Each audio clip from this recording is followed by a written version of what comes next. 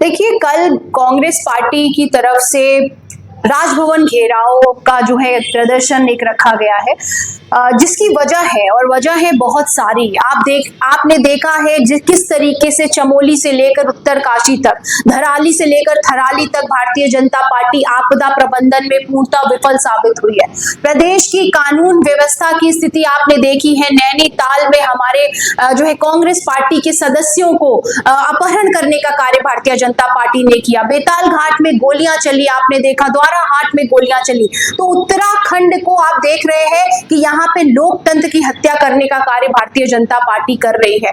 प्रदेश के कानून व्यवस्था की स्थिति यह है कि खुद भारतीय जनता पार्टी के पूर्व मुख्यमंत्री दो मुख्यमंत्रियों के रिश्तेदारों के साथ करोड़ों रुपए की धोखाधड़ी हो जाती है। एक 32 साल का युवा इतना मजबूर हो जाता है भारतीय जनता पार्टी के दलालों की वजह से कि वो आत्महत्या करने को मजबूर हो जाता है। और सरकार खामोश है, प्रशासन खामोश है, पुलिस खामोश है। तो प्रदेश में कानून व्यवस्था का जो बुरा हाल है, महिलाओं के खिलाफ जो असुरक्षा का माहौल यहाँ पे बना हुआ है भारतीय जनता पार्टी के नेताओं के द्वारा, और जिस तरीके से बेरोजगारी है, इस सारे मुद्दों को लेकर के कांग्रेस पार्टी की तरफ से कल 26 तारीख को 11 बजे राजभवन कूच का जो कार्यक्रम है ये आयोजित किया गया है। कांग्रेस पार्टी की तरफ से सभी लोगों को, कार्यकर्ताओं के साथ साथ आम जनमानस से भी करबद्ध निवेदन है कि वो भारी से भारी संख्या में इस जो है राजभवन कूच में पहुंचने का कार्य करें और भारतीय जनता पार्टी को यह दिखाने का कार्य करें कि अब उनकी जन विरोधी नीतियों के खिलाफ प्रदेश की जो जनता है वो जाग चुकी है।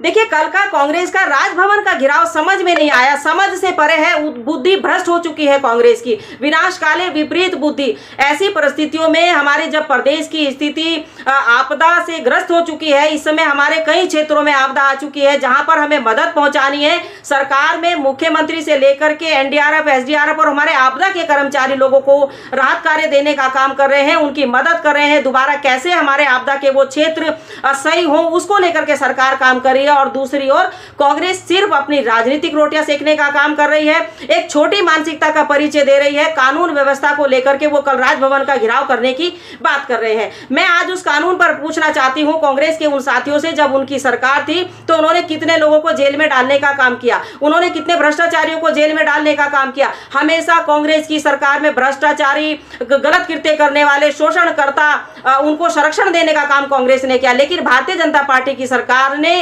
पहली बार ये इतिहास में हुआ है कि जो भी कोई कृत्य करने वाला पकड़ा जा रहा है, या कोई शोषण करता है, या कोई भ्रष्टाचारी है, वो सीधा जेल के अंदर जा रहा है। ये पारदर्शिता से भारतीय जनता पार्टी की सरकार चल रही है। और उसके ऊपर इस वक्त कांग्रेस इस तरीके के आरोप लगा करके केवल अपने आकाओं को खुश करने का काम कर रही है, केवल उनको अपने प्रदेश अध्यक्ष की कुर्सी नजर आ रही है। जिस तरीके से उनके एक बड़बोले नेता पलटू राम, जो हमेशा राजनीति में केवल पलटने का काम करते हैं, जो पलटी के नाम से जाने लगे हैं, वो एक ऐसे नेता के बयानों के ऊपर खुश हो रहे हैं और क्या बात है, क्या बात कह करके उनको बढ़ावा देने का काम कर रहे हैं। 2016 में भी उसी पलटू राम ने कांग्रेस को नस्ते नाबूद किया था, उनकी अंत्येष्टि करने का काम किया था। और एक बार फिर 2027 में वही व्यक्ति जो इस वक्त सुर्खियों में बनने की कोशिश कर रहे हैं प्रदेश अध्यक्ष की कुर्सी के लिए, वही 2027 में कांग्रेस की एक बार फिर अंत्येष्टि करने जा रहे हैं। 17 में भी की, 22 में भी की और 27 में भी वही व्यक्ति इनकी अंत्येष्टि करने जा रहा है। पर